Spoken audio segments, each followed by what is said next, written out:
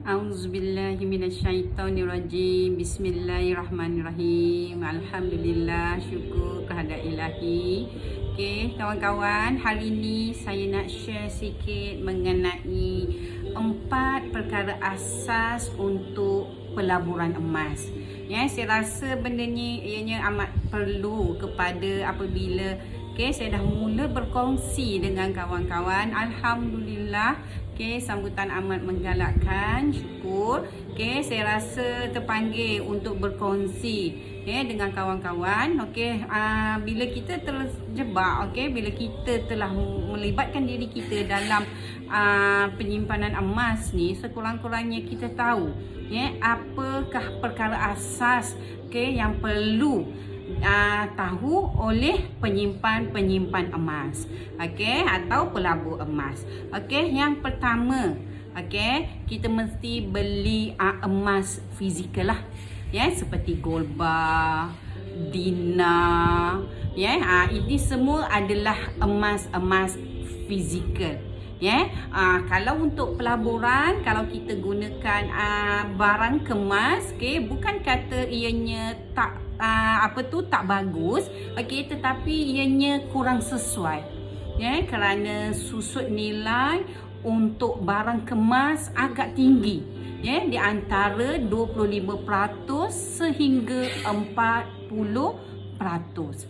So kalau kita gunakan barang kemas untuk pelaburan, adalah kurang sesuai. Yang kedua, asas pelaburan emas adalah kita beli emas pada harga rendah, dan kita jual pada harga yang lebih tinggi. Sini saya nak terangkan lebih sedikit. Macam apa yang dikatakan pergi beli emas pada harga rendah dan kita jual pada harga tinggi. Kita jangan gunakan duit. Katakanlah kita punya duit tu, itulah untuk kita gunakan harian. Duit itulah yang kita anggap tak apalah aku beli. Seminggu ni, lepas tu nanti aku nak jual. Kalau boleh duit untuk pelaburan ni, untuk kita terlibat dalam pelaburan emas ni, biarlah duit-duit yang orang kata kita tak gunakan dalam masa setahun ataupun 2 tahun. Sebab pelaburan emas ni sebenarnya makin lama kita simpan, dia punya keuntungan lebih meningkat. So kalau kata kita gunakan duit yang inilah juga duit kecemasan kita dan inilah juga duit yang kita nak pakai, itu sebenarnya adalah satu yang kurang tepat. Nak buat pelaburan emas, janganlah guna katalah ini nak beli susu anak ke nak apa ke, jangan. Gunakan duit yang kita pakai. Yang ni memang saya ada asingkan untuk dana untuk penggunaan saya mungkin pada masa hadapan. Penggunaan yang setahun atau 2 tahun. Dan yang itu kita boleh gunakan. Makin lama kita boleh tahan dalam simpanan tersebut, makin besar keuntungannya. Alright. Emas ni juga sebagai simpanan ataupun pelaburan. Kadang-kadang masa kita dah terbiasa. Kalau zaman dulu orang menyimpan di bawah-bawah bantal, ataupun di dalam tabung buluh, ataupun di dalam tabung ayam. So sekarang zaman dah mula bertukar, dah mula pandai simpan di bank. Dah mula gunakan pula internet banking untuk buat transaksi online. Sekarang kita mula dah dimulakan pula, dah dididik dengan simpanan emas. Tapi ramai yang masih tidak sedar mengenai simpanan emas ni bagaimana. Sebenarnya emas ni juga adalah dalam bentuk simpanan ataupun pelaburan. Simpanannya bagaimana?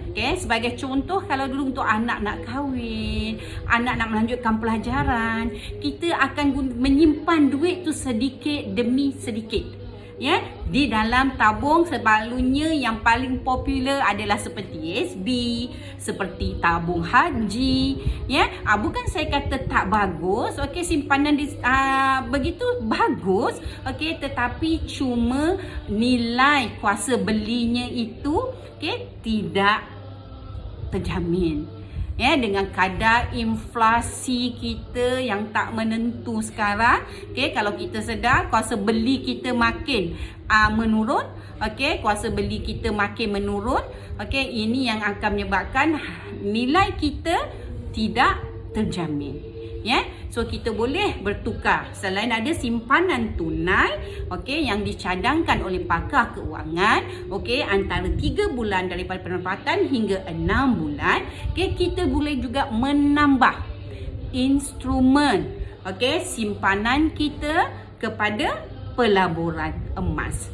Ya, okey, pelaburan emas, okey, adalah simpanan dan pelaburan. Okey, kalau konsep pelaburan pula adalah kita mendapat keuntungan, okey, daripada pelaburan tersebut. Tetapi macam saya cakap yang lepas, okey, kalau untuk pelaburan saya cadangkan biarlah kita menyimpan dulu sedikit demi sedikit, dan apabila gram kita tu dah banyak dan kita boleh gunakan, okey, emas tersebut untuk mendapatkan keuntungan kepada kita.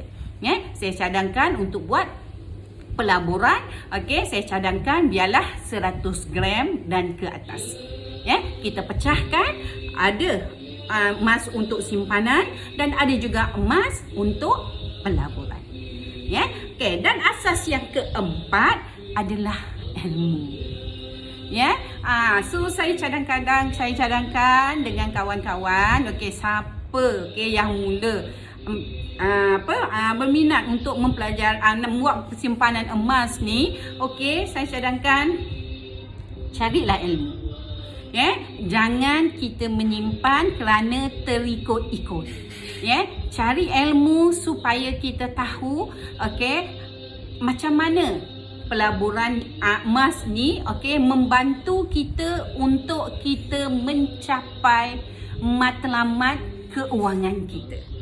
Ya, bukan kata apa yang kita buat tu salah ataupun betul. Okey, apa yang mungkin saya nak tegaskan dekat sini, okey, jika kita menggunakan, okey, cara yang betul, okey, akan memudahkan dan mempercepatkan proses untuk kita mencapai destinasi yang hendak kita tuju. Okey, sebagai contoh mungkin saya boleh bagi share sedikit. Okey, sebagai contoh kalau kita nak ke satu destinasi tersebut, ya. So katakanlah kalau kita nak ke Pulau Pinang. Okey. So kalau kita banyak kenderaan yang mungkin kita boleh gunakan, ya. Satunya melalui naik kapal terbang. Okey, ataupun kita nak naik kereta, ataupun kita nak naik basikal. Okey, ke semua kenderaan tersebut akan membawa kita ke destinasi yang hendak kita tuju. Okey, tetapi cuma ianya membezakan berapa cepat kita sampai ke destinasi kita dengan menggunakan kenderaan yang kita pilih itu.